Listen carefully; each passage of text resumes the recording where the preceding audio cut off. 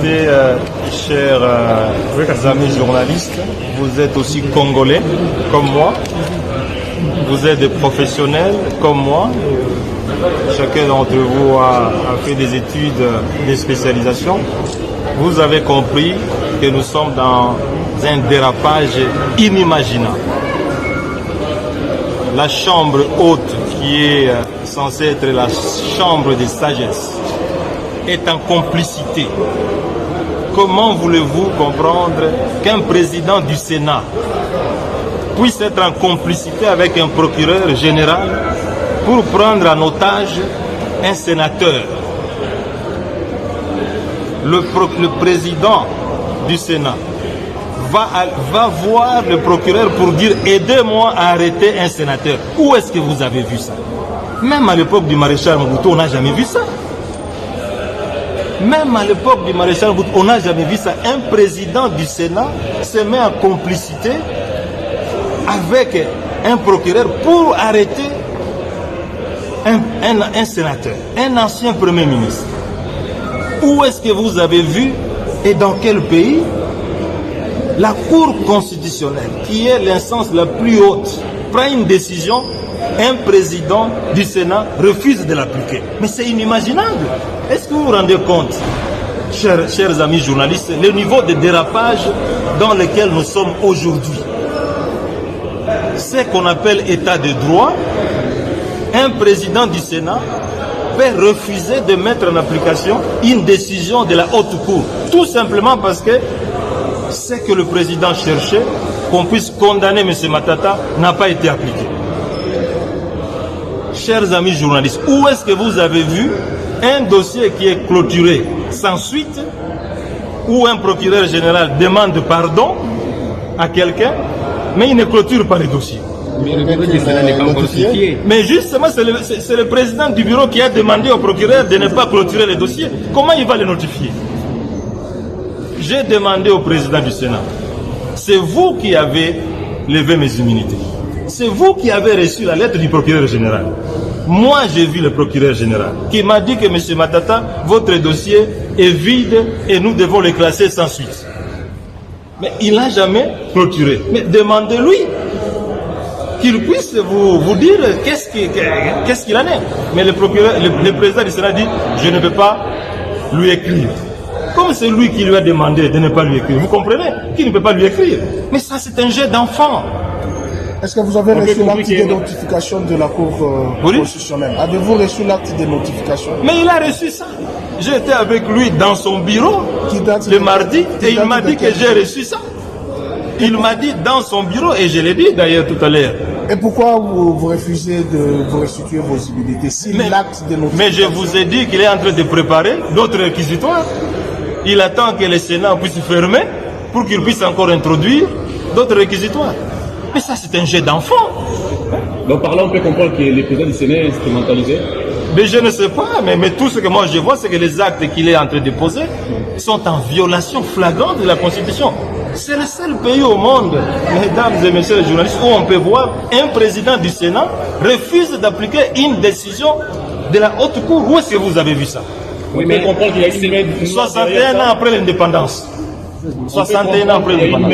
Et pourtant, les arrêts de la Cour sont exécutoires. Mais ils sont exécutoires. Alors, si on fait ombrage, quelle autre démarche pourriez-vous faire? Moi, je ne sais pas. Je vais m'adresser au secrétaire général des Nations Unies parce que qu'est-ce que vous voulez que je fasse? Mais vous l'avez déjà écrit. Mais je vais lui écrire de nouveau. Qu'est-ce que je peux faire? Alors, une question de curiosité. Oui. Qu'est-ce que l'honorable Matata se reproche du dossier Boubango?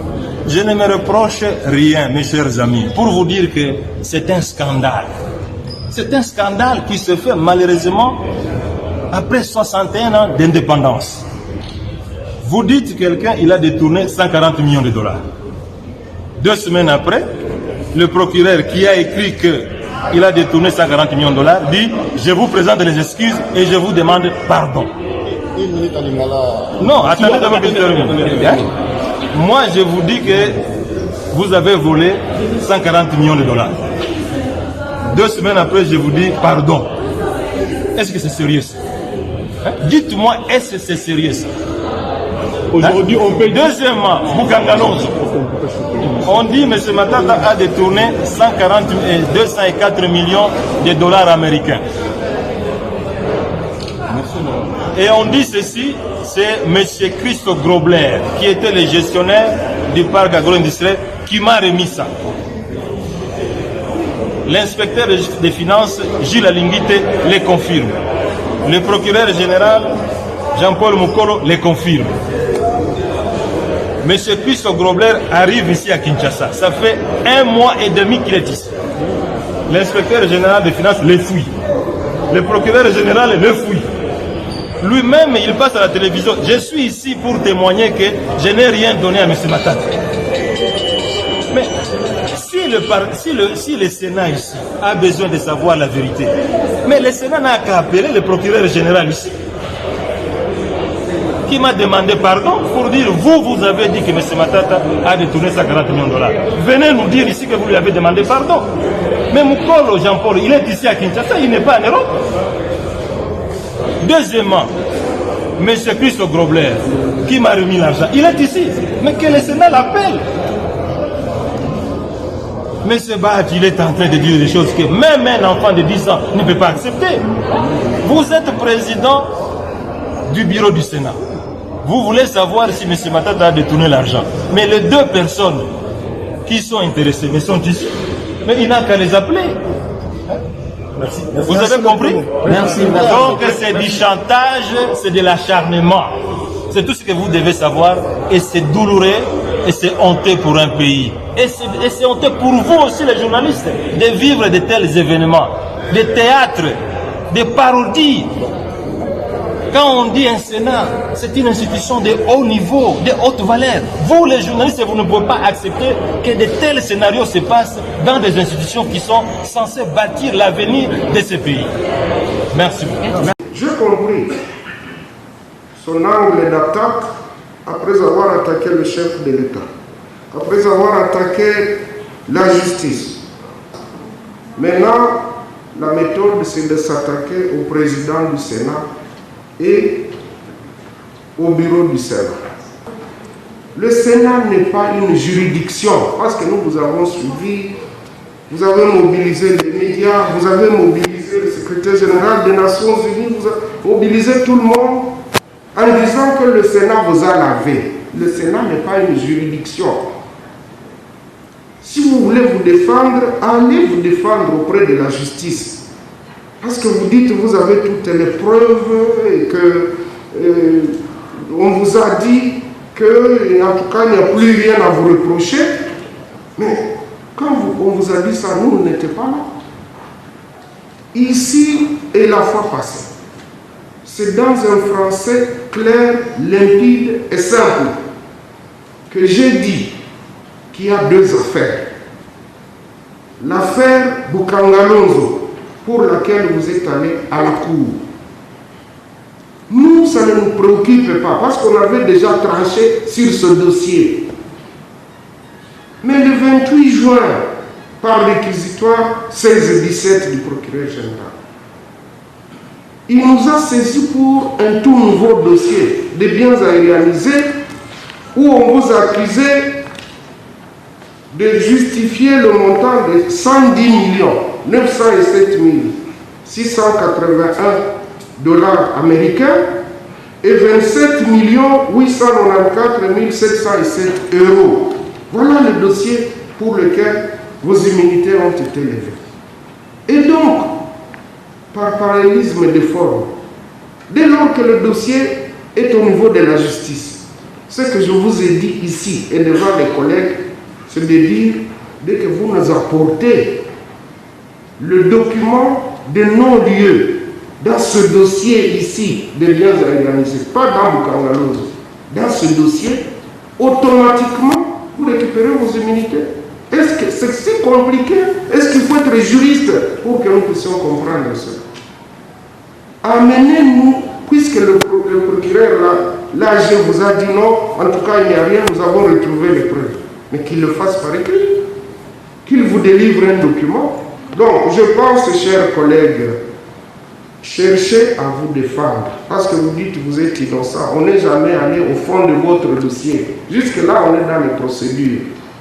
Si vous voulez être lavé, allez au fond du dossier, vous prouvez votre innocence, et comme ça, vous nous laissez tranquille.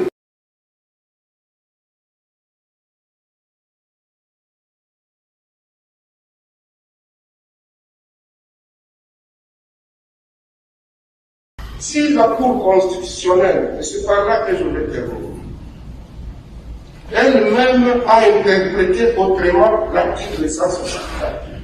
Je parle sous le contrôle des juristes qui sont nombreux dans cette salle. Article 164, prenez votre constitution. La Cour constitutionnelle est le juge pénal du président de la République et du Premier ministre pour des infractions politiques de haute trahison, d'outrage au Parlement, d'atteinte à l'honneur ou à la probité, ainsi que pour les délits d'initiés ou pour les autres infractions de droit commun commises dans l'exercice ou à l'occasion de l'exercice de leurs fonctions. Elle est également compétente pour juger les co-auteurs et complices. Pourquoi j'ai élevé la voix lorsqu'on est arrivé à ou à l'occasion de l'exercice des fonctions? Moi, j'ai participé à la rédaction de cette constitution en tant que parlementaire. Pourquoi nous avions ajouté ou à l'exercice de leurs fonctions? C'est-à-dire que la personne peut ne pas être en fonction aujourd'hui, mais être poursuivie pour le fait qu'elle avait commis lorsqu'elle était en fonction. Donc, ici, c'est clair. Vous pouvez être sénateur, vous n'êtes plus Premier ministre, mais les faits que vous avez posés lorsque vous étiez Premier ministre sont justiciables. Donc maintenant, ce que la Cour a fait, ça ne nous engage pas.